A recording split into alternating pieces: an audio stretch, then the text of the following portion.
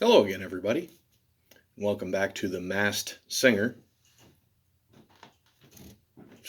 talent show on a sailboat. Get it? It's not funny if you got to explain it. All right, so I've done mostly, beer tastings. I guess you would call them mixology videos up till this point, and I had a little bit of an idea to change it up because I was, eating some of my favorite food this evening and realized that not everybody really probably knows how great some of the greatest food in the world is. So, we're going to have ourselves a pairing. Everybody knows about wine and cheese. And quite honestly, cheese pairs well with beer too. You can do it right where you can get the right beer with the right cheese and it's primo. But, that's boring. But I did figure out brandy is basically just, distilled wine. So, welcome to the first edition of Old Cheese and Brandy. Just so you know, it's not me that's old cheese. I've got real old cheese here. So, yeah, it wasn't.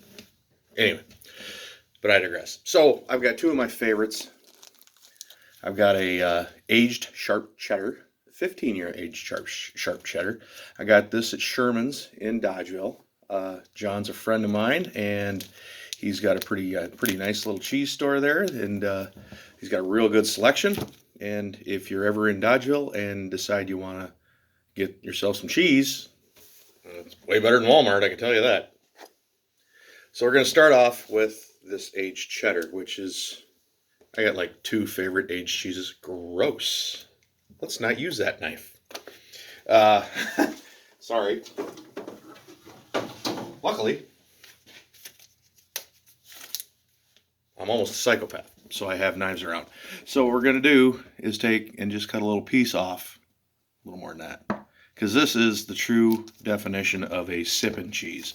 You don't cut a hunk of this off and jam it in your cheese hole. That was kind of scary. You don't cut a huge chunk of this off and jam it in your cheese hole like you do the stuff at your, your brunch or your family reunion or whatever. So I'm going to pair this with a brandy.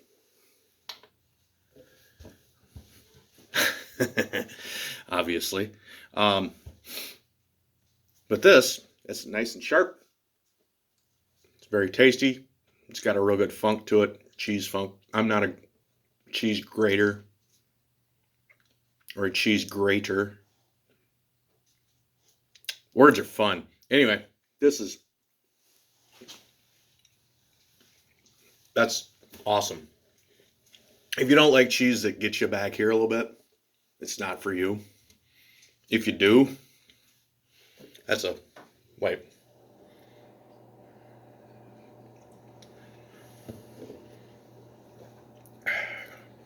See, this pairs well with a Corbel because it's Corbel and I live in Wisconsin. And so cheese and the brandy, the spirit of Wisconsin, I guess it would be. Anyway, so I don't know what else to say about it other than they really go well together. It's a pretty nice compliment. You probably want to eat the cheese first because let's face it, this is way more expensive than this, and you don't want this to take away from the flavor of this on the front end. Yeah, I think that's how that goes. I'm not a connoisseur. I'm just a fat guy who likes food. So that's that cheddar, and that is awesome. It is amazing. Again, Sherman's. So number two, which I need a palate cleanser.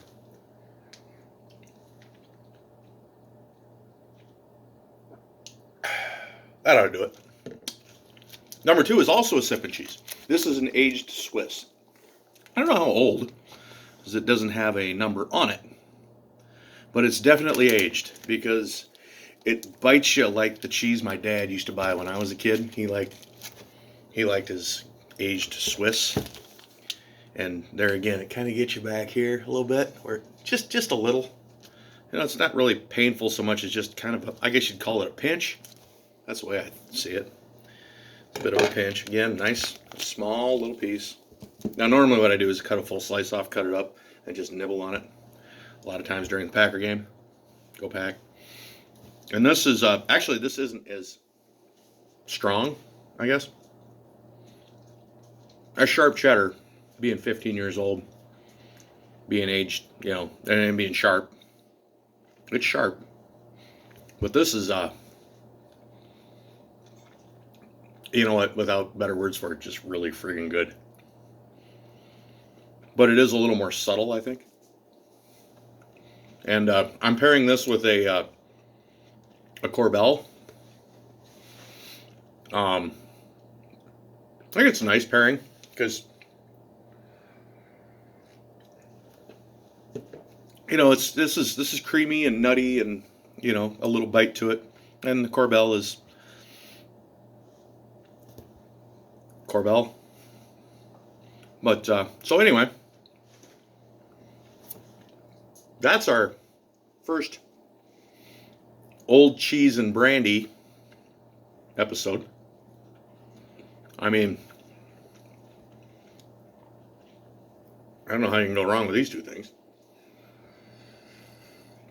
And just for the record, everybody, it's keto friendly. So, until next time,